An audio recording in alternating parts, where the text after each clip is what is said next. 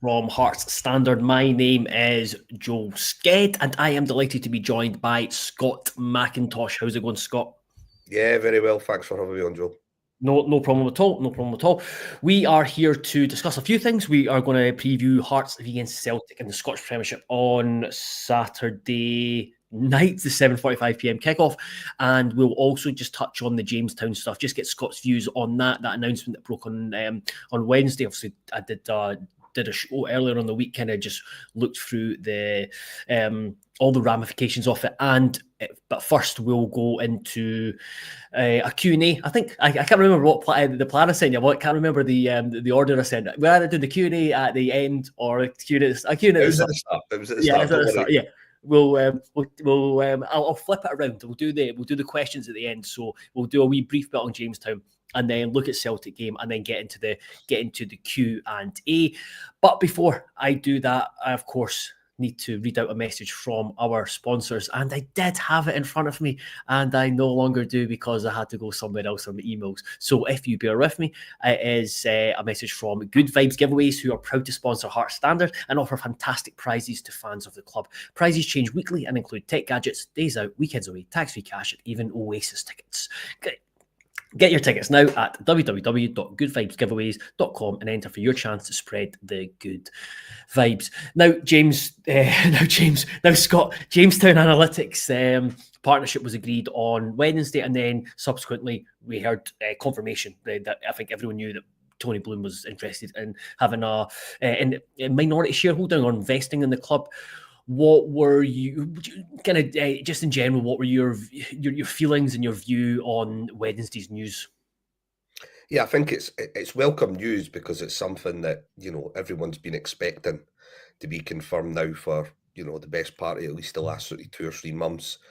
The club decided to sort of officially confirm that there was some interest back in September. So I suppose we've just been waiting on the dotting of the I's and the crossing of the T's for everything to get officially confirmed. We knew that it had already been used in terms of a programme to sort of highlight Neil Critchley as a potential candidate for the managerial job. So, yeah, I think it's just good to finally have that deal sort of rubber stamped. There's still probably going to be quite a long way to go in terms of, Bloom having an actual stake in the club, so to speak.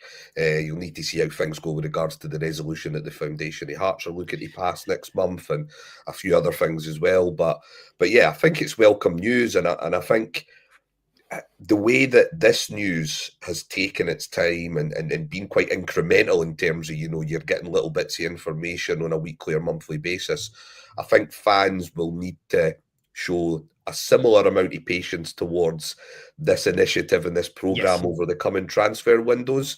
I've had a good look at sort of Brighton's transfer activity since around sort of 2018 over the past sort of week or two.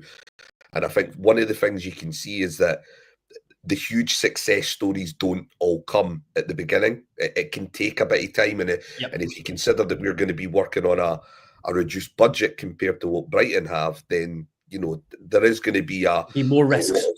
There's definitely going to be a lot of risk to this, and I still think our recruitment, to an extent, will potentially still be quite patchy as well, the same way as a lot of other clubs. It's a case of making sure that the successes yield huge transfer sort of rewards. I think that's been our issue. Our recruitment, I wouldn't say, has been any worse than, say, an Aberdeen or a Hibs or something like that over the last 2 or 3 years. I think where we failed is that we haven't really seen any, significant sort of rewards from a sort of profit sort of way of looking at it. So I think that's one of the things you need to look at. It might be that under this programme we bring in 5 or 6 players, and it might just be that one that makes a few million and makes it all worthwhile. So I think there's a bit of realism that needs to be attached to this. I think if you look at Brighton's transfer activity, okay, there's a lot of success stories in there as well, but there was a couple of transfer windows where, they did have to throw quite a lot at the wall to see what would stick.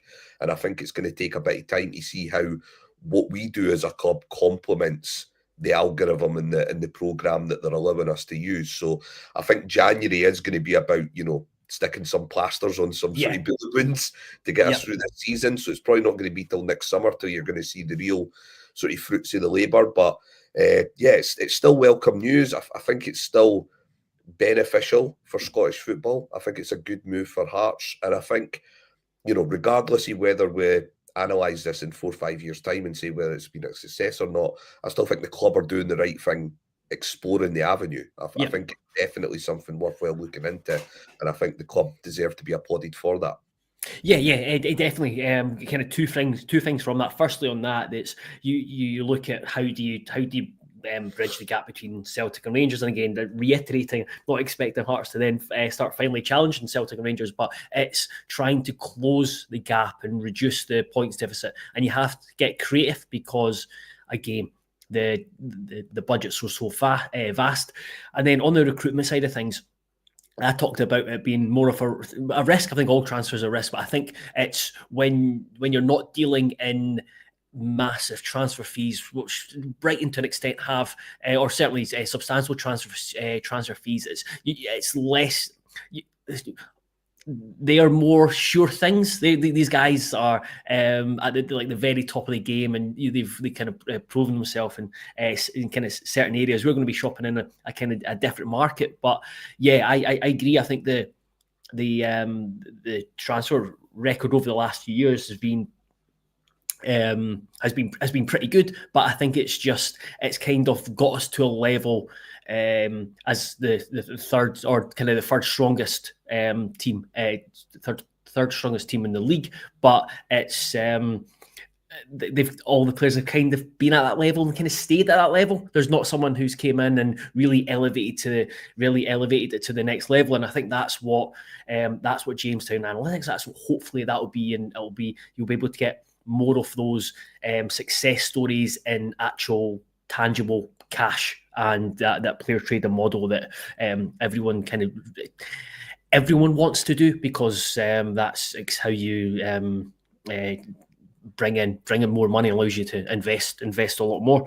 One of the smartest things Brighton have done, which doesn't require any algorithm, is they've tried to avoid Premier League tax. They've very seldom traded within their own league, and you know how inflated the wages and the transfer fees are in that division. Yeah. So, if you look at some of the players they've brought in, okay, they've maybe not been well known, but Cucurella, as an example, he was playing at Valencia. It wasn't like he was playing at a poor level, and they paid 18 million for him. Okay, if they'd got his someone similar to him in the Premier League, you then pay the tax on top of that because of how the Premier League operates, and you would have been spending another 20 or 30 million on top of that. So Brighton it hasn't just been about the algorithm. Brighton have just been very sort of prudent in how they've sort of done their business, and that's been one of the most impressive things they've done. They've not got sucked into that sort of bidding war that some other clubs do. I mean, I look at some of the money that Spurs have wasted over the last couple of years, and I think how they could have done with just maybe looking abroad once or twice. Yeah, that's it. Like with Brighton, they've done it well. They've brought players in from other countries and then sold them within the Premier League, because that's because they were able to extract that Premier League tax, as you said. Just on, before we move on to the Celtic game, just what's your view on the resolution that the Foundation of Hearts have put out to everyone? They've subsequently had to send out another email to everyone to give the vote ID, because that wasn't included in the first the first email. What's your what's your take on that, and is that something that you would be supportive of?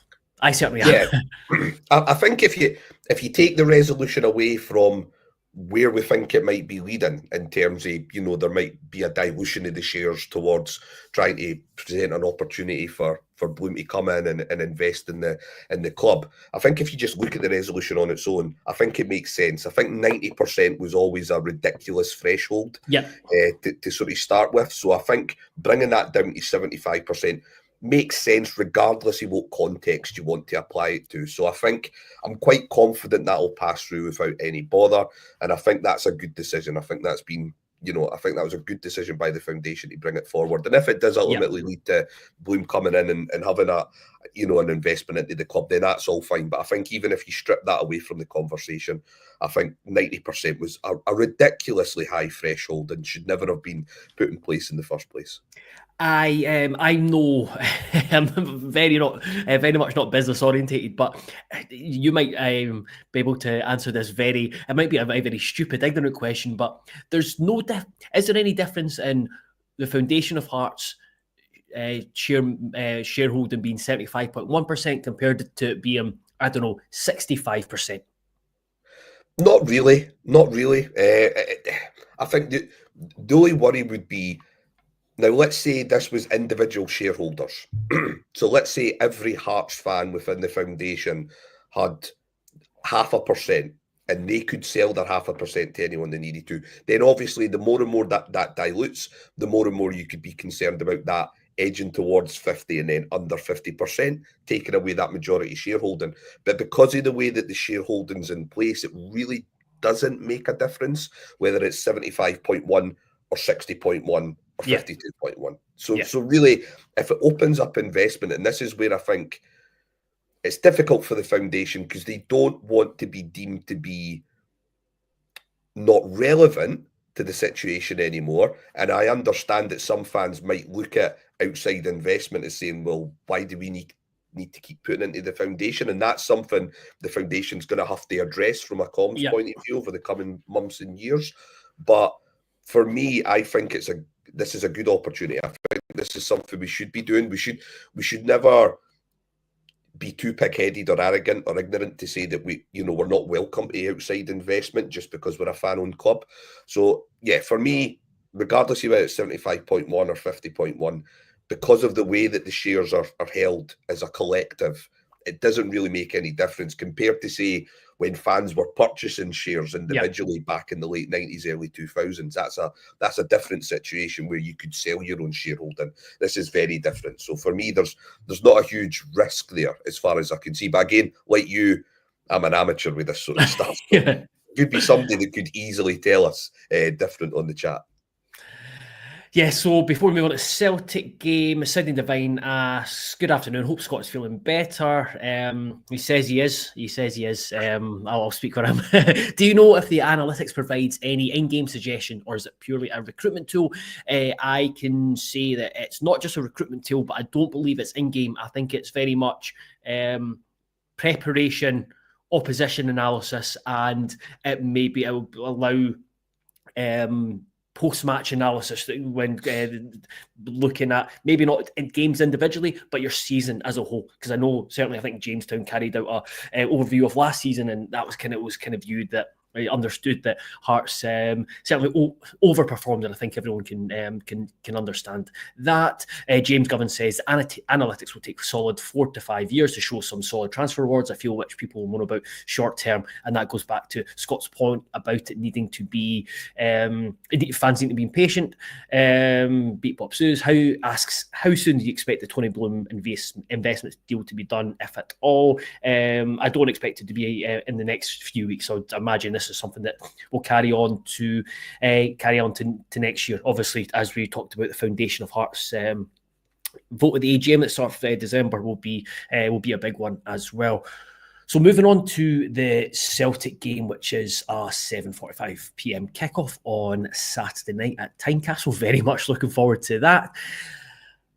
We'll start with Kenneth Vargas, because I know you and Craig did a video that's never seen the light of day last Friday about Vargas' situation, only for the Vargas to then put his own he responds to his own quotes and kind of just poo-pooed that video. But what's your? We talked about on Saturday when I saw you. But what's your view on the whole Vargas situation, and kind of more looking ahead to tomorrow? He was not late back. He was delayed coming back to Scotland today. I think he's due to arrive. It was either this afternoon or this evening, so he's missed today's training. So what's your view on the Vargas situation, and kind of looking ahead to tomorrow? Would you involve him in the game? Yeah, so I think first and foremost, it's just been an incredibly naive thing to do. I think he's possibly not understood the reach that the interview would get in terms of making its way back over here. And I think as a young, ambitious player, he's kind of prioritised, what he wants to do as an individual over the feelings of the club that currently employs him. So I think first and foremost, I can understand the frustration for fans who do feel that he's let himself down. I don't think it's been done with that intent. I would say it's more of a naive sort of action than any sort of malicious intent. But again, I can understand, that the fans will interpret it how they want to see it. I think in terms of what we all need to do moving forward is try and put that to the back burner. I think when you have a player who is potentially not wanting to be around, you can make that situation worse by then reacting to that during games, which then puts an onus on the manager to decide whether it's best for him to play or not. And then you make what could have been a sellable asset into a very not sellable asset. And you also make it harder to negotiate transfer fees with clubs when they see that he's a player who's not very happy and the club aren't really using him either. So I think we've got to try and keep that in mind, that, no individual is bigger than the club. So what's best for the club in this scenario? Well, if Kenneth Vargas does want to leave, he can't leave until January. So we've still got a few more weeks. He's the only player in the final third that offers us any real sort of pace in behind the back line. For games like tomorrow, that's imperative when you consider how much a high-line teams like Celtic play. So we are going to need to use him between now and January because we don't have an alternative just now. So I think it would be best for everyone to just try and remove what's happened, put it to the back of their minds and not take it out on him during the game. I get that he's not had a good season, and I know that some fans will think, well, it would have been easier to have digested what he'd said about the club and Scottish football in general if he'd been tearing up the league. Yep. And I totally understand where those feelings come from, but I'm just trying to look at probably from a less emotive viewpoint and look at as what do the club want to do with this guy. And if we do see him as someone that we can sell in the next 6 to 12 months, it's easier to do that if he's playing to a reasonable standard rather than kicking his heels, and then it becomes difficult. You see the Elliuan situation at Hibs. Elliuan was being touted as a £2.5 million striker in the summer. They'd be lucky to get $1 million for him just now, given all the varied attitude problems, the discourse or issues that he's having with the fans during games and after games. That's become a real issue because of fans really wanting to get their views across to him during matches. And I don't think we can afford to have that just now. We are a team near the bottom of the league, and I think we need the fans to focus on the club and the manager just now, rather than an individual who, let's face it, at worst, has just came out with a very clumsy interview. I don't think it's something he needs shot for. No, I agree with a lot of that. I thought Neil Critchley spoke well about the situation today. He basically said that he didn't want to speak too much on comments until he'd actually spoken face to face with Vargas. But it was more, he talked about how Vargas he's clearly ambitious. You don't want to suppress that ambition. But at the same time, you don't want to be disrespectful to anyone, the club, the fans, players, or the opposition by saying what he did say. That's me saying that. That wasn't Neil Critchley saying that. But what Neil Critchley said was there is that his attitude is all spot on, and that he's found that working with him, his commitment and attitude is spot on. And I think you can see that as a Hearts fan watching him play, is that he is someone who will go out and kind of give his all. And that's something that I don't think has been in question. But he did say that he needs to do his talking. The best thing for him to do is do his talking on the pitch, and that's the only way he's going to get a really good move. The move that he wants, if he does his talking on the pitch and performs to the level that Hearts fans kind of hope, or certainly hoped or expected him to do this season. And Critchley also said that there are elements of his game that needs to improve. And again, we can all see that in front of goal. He needs, if he is going to get that bigger move, is that he probably does need to improve in front of goal. But at the same time, we talked about it the other day, Scott, that because of his age, his physical attributes, and the fact that he does get himself into good positions, there will be still teams out there, as long as he's not dropping his level massively, we'll see him as potential and would take a chance on him. He's a pest, and clubs sometimes, if they decide to go with two up top, they can afford to get away with having a pest that'll get you 5 to 10 goals a season. That's not nothing new. There were strikers like that playing or trade in England and Scotland in the 90s. You know, you look at a guy like Paul Dickoff. Paul Dickoff was never a regular goal scorer, but what Paul Dickoff gave you was legs and took the burden off the players that he was playing alongside. So, you know, the fact that Vargas has scored 2 goals this season, I don't think diminishes his value as much as some fans think it does. And that's why I wouldn't want to see anything worse happen in this scenario. I think, you know, obviously he's been naive, he's been silly, he's been daft, but ultimately it should just be left at that. If he comes back and continues to give his all when he's playing, that's all I'm really interested in. Yep, it'd be far better if he could maybe finish the odd one-on-one chance as well. But yeah, hopefully these are things that the management and the coaching team can work on with him on the training ground as well.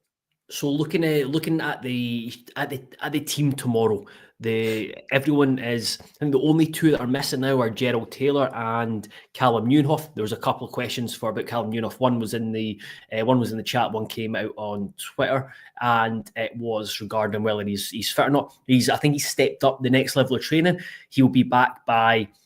I've started to feel confident now. We'll be back before Christmas. So I think we're now at the tail end where there's light at the end of the tunnel in terms of what. You know what I think's happened? I think he's looked online over the summer and seen how much his stock's risen by the fact that he's not been involved in this run of defeats and just thought, if I sit this out another 2 or 3 months, I'm going to become an even better player. Yes. By the time I come back. Yeah, I feel sorry for him because when he does come back, I think there's going to be a huge expectation on what he's going to be able to offer. And again, by that time, he'll have been at the game 9-10 months. And we've seen it with the likes of Benny and that, and Halkett and that coming back for long-term injuries. It's not an instant recovery in terms of getting your match sharpness. So, yeah, it's going to be hard for him when he does come back. I feel for him because I do think there's been a level of expectation placed against him that's going to be really hard to reach. I've messaged him mate earlier to say that he's he'll be within 3 games and folk will be moaning about his performances.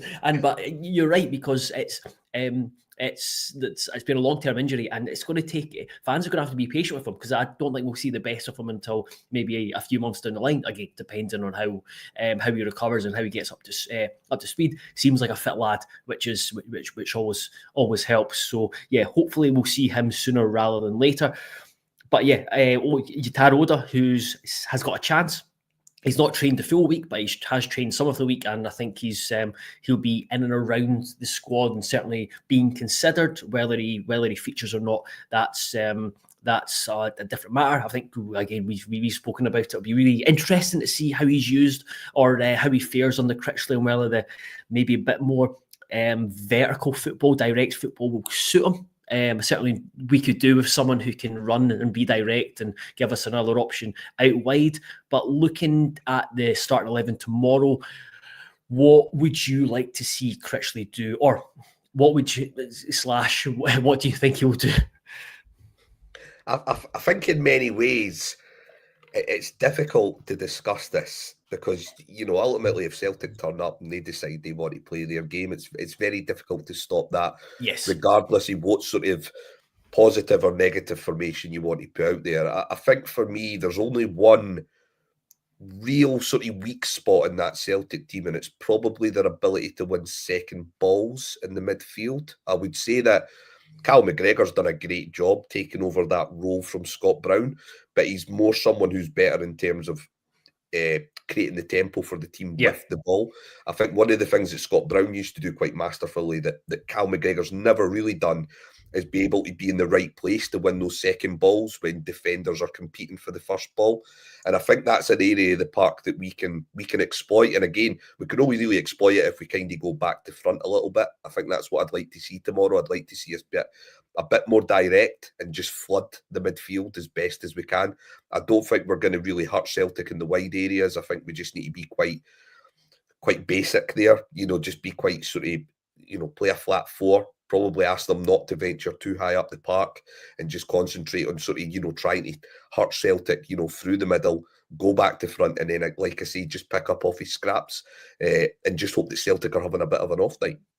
Yeah, I completely agree with that. I was asked to go on a Celtic podcast yesterday just to provide the Hearts perspective on the game, but also kind of Jamestown and Tony Bloom, etc. But they were asking about what they can expect. They were kind of the guys kind of talked about like going to Tynecastle, and it's like it's kind of in your face, and they were kind of concerned about that. And I was thinking that's exactly how I think Critchley will look to play. We've seen that with how we started games against Heidenheim and Ammonia, where we've had less than 40% of the ball, and we've been more direct and pressed at the right time, sat in a shape and been difficult to break down at the right times, especially in the first kind of 45 minutes. We got that balance really, really well. And they were kind of like, I was hoping you weren't going to say that, because they understand that if they were kind of hoping, or they would certainly hope that they would come up against a team that might just sit off them. But they said that essentially if you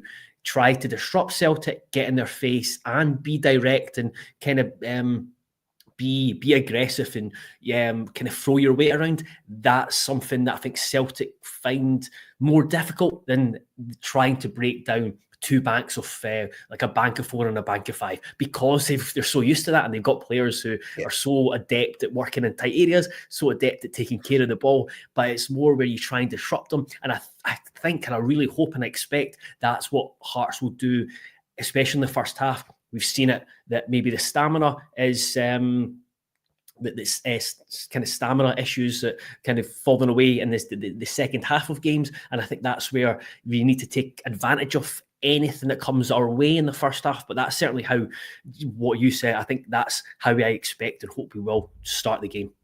Yeah, it's not a game we want to be chasing, just due to those conditioning issues that you've just highlighted there. I think it's a game where we really do need to get the first goal. I think Celtic are very adept at when they get in front, they are then just very good at hitting you on the counter attack. So yeah, I think it has to be a game that we take the lead in. But I'm like you, it just has to be direct. It doesn't have to be too fancy. We don't have to overthink it. I think you make the game as narrow as you can.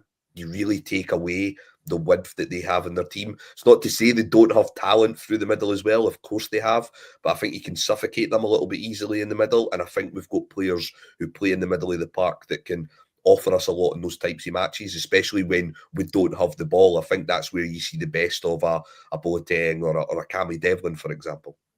So in terms of, before we move on to the questions, in terms of the starting 11, I think it would be Gordon, Kent.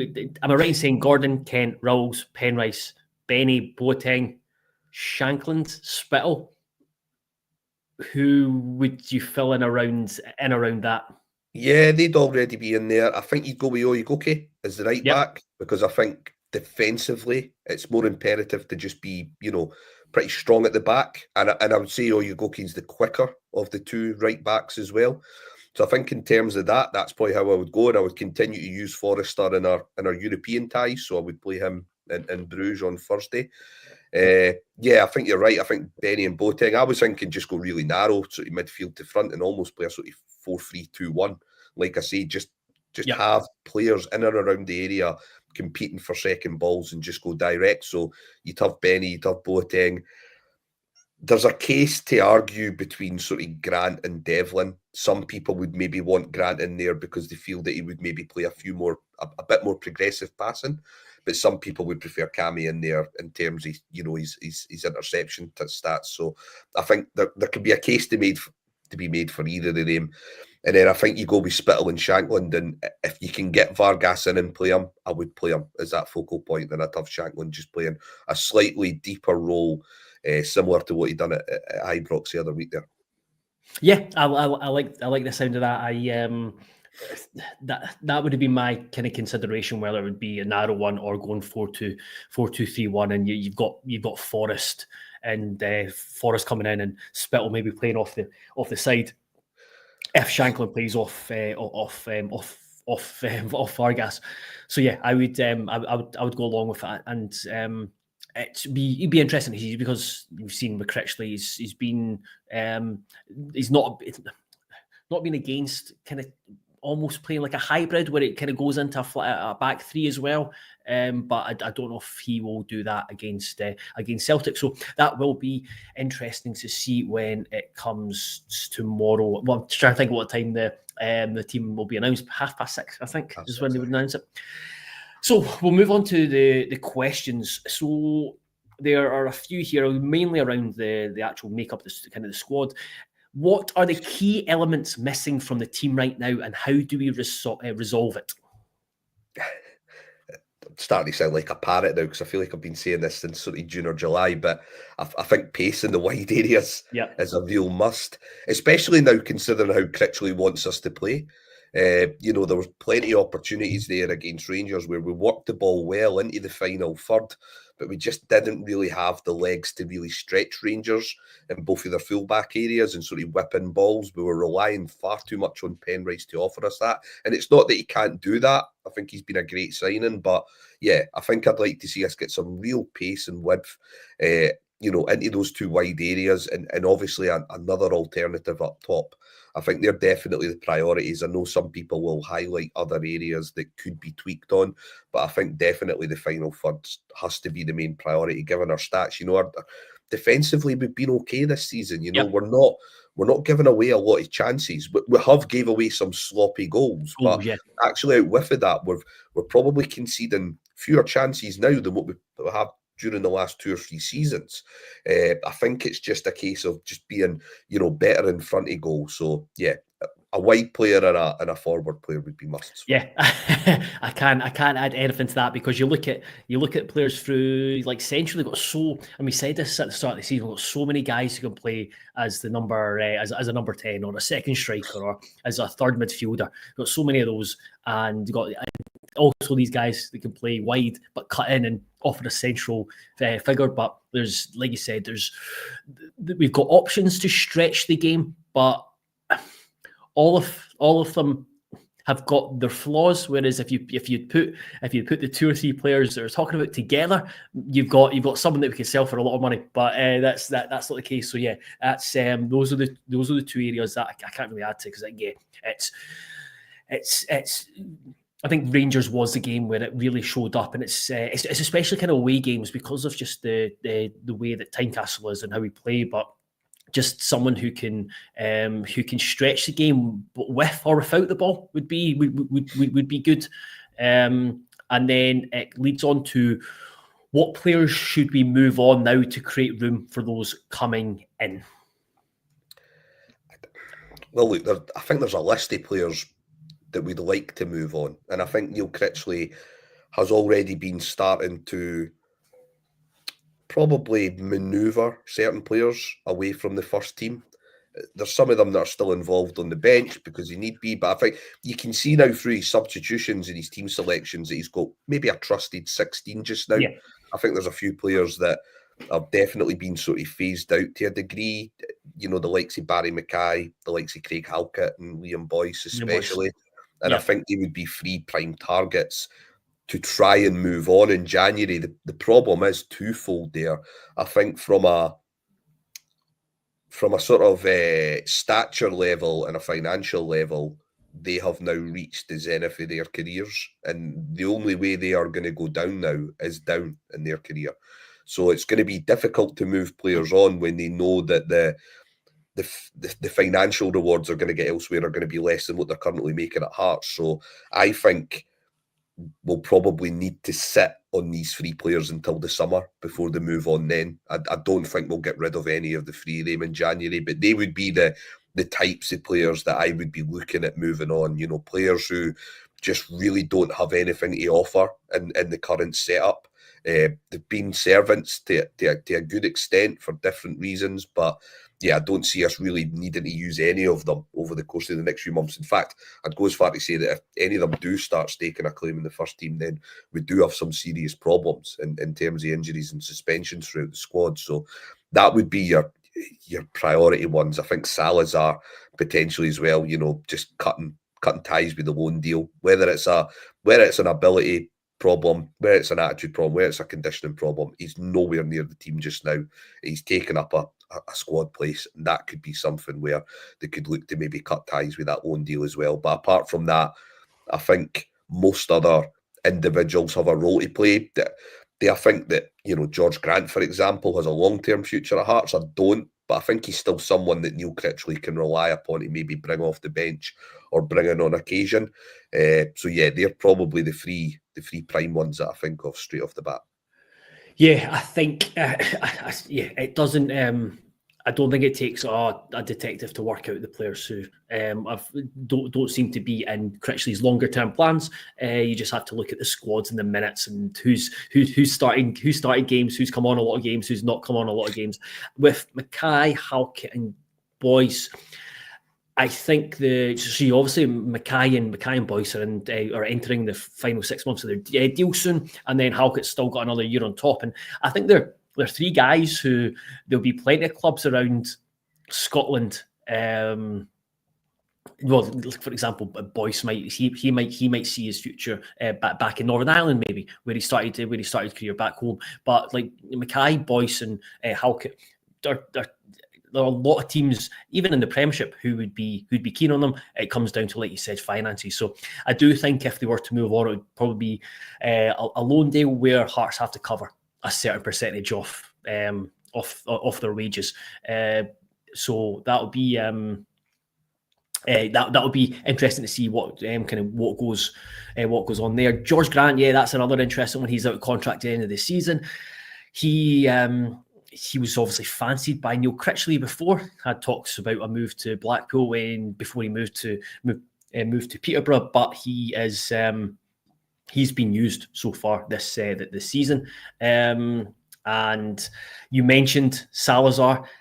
I mean, you listed a load of factors which I think were very much relevant earlier on in the season, but then there's another factor, and the fact that James Penrice is just brilliant, and he doesn't look like it's not like on the right side of the defence where you're having to swap out. You kind of swap Oyegoke and Forrester. James Penrice is stamina wise and performance wise, he just looks like he can play every game without needing to be taken out. And then you've got potentially Kingsley there if you do need to Kingsley or Rolls in situations where you need to do something. Yeah, definitely. And I think the Salazar situation's just been a strange one from the start. The signing sort of caught everyone by surprise. To me, there still comes across an element of it was a bit of a rushed signing. It maybe wasn't done with the same degree due diligence as some of our other signings over the past couple of windows. And I think the fact that he's not been involved might point to that as well. So I think it's just been a really strange, sort of risky signing when you consider that we went down that path instead of bringing in an alternative striker. It just makes it even more baffling. And that's probably one of the most frustrating moves from the summer, is the fact that, during the end of the window, we went down that path instead of looking at alternative striking options. So, yeah, I think for me, I mean, if he turns it around, then that's great. But like you say, with Penrice's form, and with the fact that he hasn't really even been trusted to be involved in a lot of matchday squads other than the European ones when there's obviously more numbers involved, then I think that points to an individual that's not really close to, getting any game time. Yeah, that kind of leads on to the next one, which was about Salazar and Taylor's loans being made permanent. Answered Salazar, and then Taylor's a difficult one just because he's still around the club. He's still Hearts have got an option on him, but he's a long-term injury, so that's one that you can only speculate on, and we've only seen. We've seen snippets of him where he can look like the best right back in the league, and then other times where not so much. So I think that's one where you can only probably discuss it once we know a bit more information in terms of is there a chance of him coming back, etc., etc. Which leads on to a non-transfer related one. What will and I think this might be the most difficult of the lot. What will our league position and Scottish Cup outcome be as of May? So I still think there's still an opportunity there to get sort of top 5 in the league. We're not far off 6th place as it is just now. I do think that there's the potential that over the next week or two we could still find ourselves pretty much bottom 2 because of the fixtures that we have over the coming couple of weeks. But I think when you look at the fixtures we've got in December, I think there's a real opportunity to build up a heady steam and actually position ourselves closer to the top 6 than sort of bottom 2 or 3 places. So I'm quite confident that we can still make it sort of top 5. I think there's teams such as Dundee United and Motherwell that are sort of in there operating the top sort of 4-5 spots that will hit sticky patches. They don't have big squads. You know, the winter time's coming. Obviously, injuries and suspensions will play their part. Also, with Dundee United, they've been a new team. So once it comes round to those second runny fixtures, you tend to find that teams have a better understanding as how they're going to play, and it become more difficult for these sides. So I do think they'll especially find it hard to sort of maintain the sort of form that they've had so far. So yeah, there's still an opportunity there to, you know, have a go at it and sort of try and sneak into the top 5, I think, by the end of the season. I think Scottish Cup, it's just such a hard thing to predict because who knows? You're just a slave to the luck of the draw. I think what I'd like to see, or what would be the best scenario, would be Aberdeen finishing third and us going on to win the Scottish Cup. I think that would be hilarious. Especially, given how giddy the Dons fans are getting just now with how they've been getting on. So I would love nothing more. That's obviously the best case scenario. But yeah, look, we've got a chance. I think the way Critchley wants us to play, I think we've got the potential to be a good cup team, because I think, we will have a go at teams. I don't think we'll be interested in sort of playing a brandy football that you see that sometimes isn't conducive to cup football, where you're kind of just waiting on teams to sort of turn the screw and then react to that. I think Critchley wants proactive football teams, and I think that's good for cup football. So I think, providing the cup draw is generous, and let's be honest, I'm trying to think of a season where we haven't drew sort of Celtic and Rangers, maybe apart from that time Brora knocked us out. I think most other years we tend to get one of them eventually. So yeah, I think it's about being lucky. If you look back at 98, we got all home draws. Then we got a championship team in the semi-final. If you look at 06, we got all home draws. Then we got Hibs in the semi, which is as good as getting a championship team in the semi-final. And even 2012, we didn't so much have our luck with the draws, so to speak, but there was a lot of luck in terms of saved penalties, extra time goals, and things like that. So yeah, I think Lady Luck always has to play its part if you're going to win a Scottish Cup, but winning it in Aberdeen finishing third would be excellent. That would be great. I would genuinely love nothing more, especially if we're able to beat them in the final. Or even Rangers finishing third wouldn't bother me. I'd find it just as equally hilarious if it was Rangers who finished third and we picked Damien at either. So yeah, either or, it doesn't bother me. Yeah, absolutely. I don't think I have. Have we played in match since '86? Have we played Aberdeen in us at Hampden? Probably between semi and 96. 97, is it semi and 96? Why? It's been a very long time. Yeah. So it's been. I would like to play Aberdeen at Hampden, preferably the Scottish Cup final. Obviously, winning it. In terms of the league, I still have a belief that we can finish fourth. But again, it's tricky because there's every chance that you could find what are we at the moment? Is it 10 points behind Dundee United? Yeah. Got the table here. Yeah, we're 10 points against behind Dundee United, having played a game more and playing against Celtic on Saturday. So it's a bit cheeky to say fourth, but I still think that there's so much football to be played, and we've seen over the last 2 seasons how you can go on a run and other teams can fall flat on their face. We've been on both sides of that. So I think we've got the quality there. We seem to be progressing on the Cliff Critchley, and obviously the January transfer window as well. Factor in the fact that we might be playing a few European games next year as well. So that might have an impact. And if it means going further there, dropping down a wee bit, fine. We'll do that. Last one, I think it's the last one. Yes. Do you think Hearts will change their squads, men's and women's teams, to have a homegrown minimum in their squad? I wasn't really sure how to take this question, but I don't think so. I think there's going to be there's obviously a focus on youth and trying as much as possible to provide that pathway. But again, it'll be interesting to see how the way the new recruitment works and how much of an impact that has on the players coming from the youth team into the first team.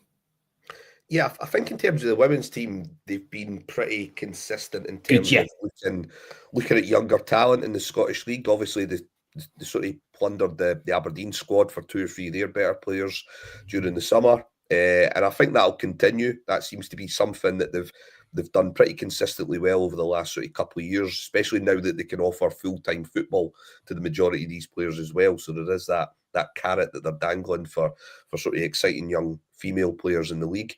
I think in terms of the men's team, it's a bit more difficult to answer that, because I think if you look at where we're going to have to try and see value in players, whether we're using Jamestown analytics or not, you could even apply this rationale to Joe Savage when he was at the club. If you're looking to try and maybe bring in a player, he's maybe aged between 21 and 25, he's maybe had some level of international experience, either with 1 or 2 caps or even some youth experience at international level, it's going to be very difficult to bring in players from Britain under that sort of criteria within our current sort of wage and budget structure. So I do think that's why we have looked at the Asian market. We've looked over in Australia. We've looked in sort of South Central America. So I think that'll continue with the analytics. I think, it's all about looking for the small margins. It is like a betting scenario. So you are looking for those small margins that can yield the biggest rewards. And I think because of that, you will see us continue to look in some of those markets that we've already been sort of plying our trade the last 2 or 3 years. So I think in terms of the men's game, I think you're always going to see a bit more of a diverse sort of melting pot. I think with the women's game, I do see them looking at younger players. But the good thing is, Hearts, in terms of the women's team, have put themselves in a position where, all the sort of under 18s, all the young teams are all winning cups, they're all winning leagues, doing really well. So I think they'll have to rely less on huge turnarounds each summer like they've been doing recently, and they'll be able to actually just integrate some of the younger players in. And I think that's something you'll see over the next year or two anyway. Yeah, absolutely, because I think it's helped it.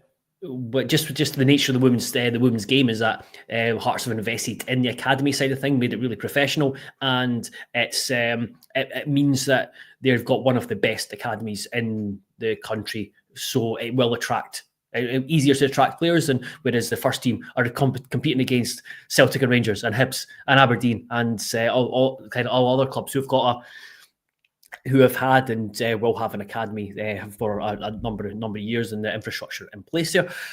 We will leave it there. Scott, thank you very much for joining me this afternoon to discuss a variety of things. Thank you very much, everyone, for listening and contributing and engaging. Be sure to check out heartstandard.co.uk. You'll find plenty of stuff. There's an interview with Blair Spill. There's an analysis piece on Lauren Shankland. And then there's quotes from Neil Critchley. There'll be more stuff going up tonight and tomorrow ahead of the Celtic game. And then you can get us on Twitter, Blue Sky, WhatsApp, and be sure to like and subscribe and even share on YouTube as well. That certainly helps. But until probably tomorrow night, I'll probably do a reaction video myself and Craig. He's back from his holiday. We'll do a reaction video tomorrow, and then we're off to Bruges on Monday, which we're very much looking forward to. But until the next time, thank you very much, and goodbye, and hopefully everyone enjoys their weekend.